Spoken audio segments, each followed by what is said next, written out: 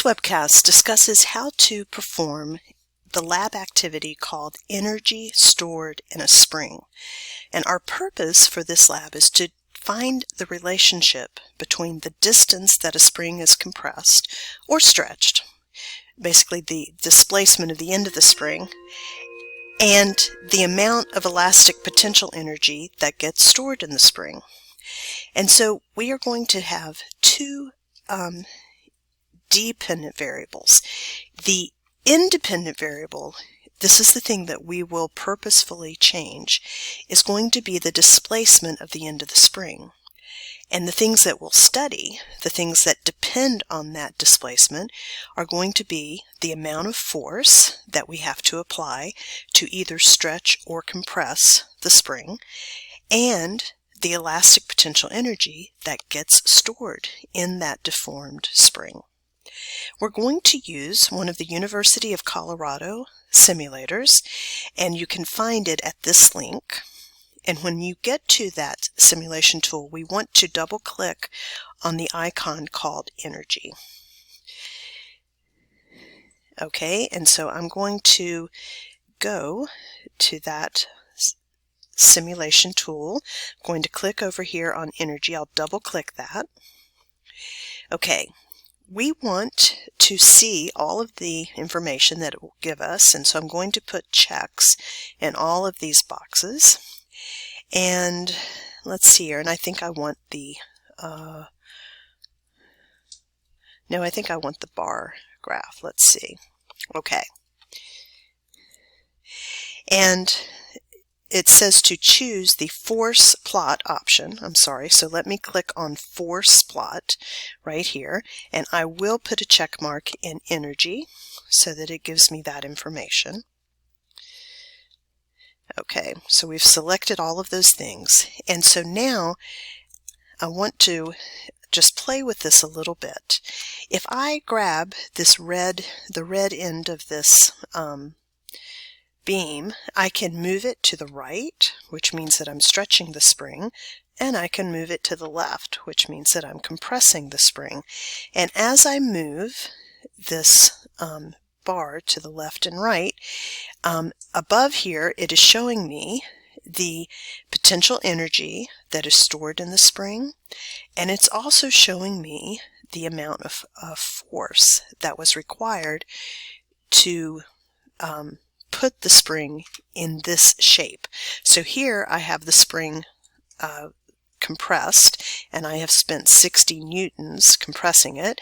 If I stretch it a little bit, I can see, oh, I've used 44 newtons of force to stretch the spring this much.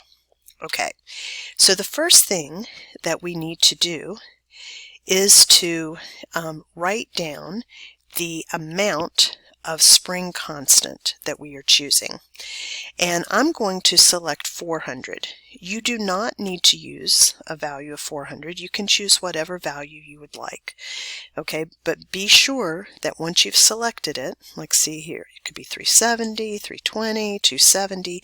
You choose an amount that appeals to you, but be sure to write this spring constant down in your lab report at step 6. Okay, so you select a value, hopefully different than my 400, and write it here at step 6. Okay, so now we are going to go on to step 7, where we're going to fill in this table 1. We're going to adjust the displacement of the end of the spring. Okay, and we will record two things. So we will first adjust the displacement, then we're going to record the force that we had to apply to move the spring to that position, and then we will also record the elastic potential energy that is stored in the spring at that position. And we need to fill in this table with all of these values. Okay, they do not have to be done sequentially. So if like I may begin by pulling my bar all the way to the right, so I've got my spring fully stretched as far as it'll let me stretch. I've applied 400 newtons of applied force. So let's see, I'm going to record the displacement. I see that here in green, 1 meter. Okay, so 1.0 was the displacement. It took 400 newtons of force to stretch the spring that far, and the elastic potential energy I see over here on the upper left is 200 joules. Okay, that's my first data point. I want to choose values over the full range of positions, and so my bottom data point should be when my spring is fully compressed. So if you look here, my displacement is -1, right, because it is 1 meter to the left. That's a -1, and it took 400 newtons of force in the negative direction. So I'm going to go down, and this will be my bottom row. -1 meter. It took a force of -400 newtons, and the spring is storing 200 joules. Okay. And so I want to fill in the rest of this table. Okay, so I'm going to go back to the right and just start choosing values that are less than 1 meter of displacement. So my next one is 0.894.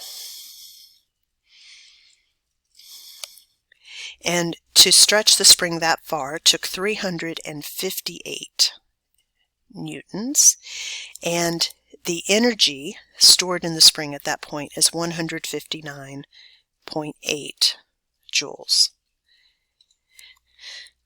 And then I'll adjust the displacement again.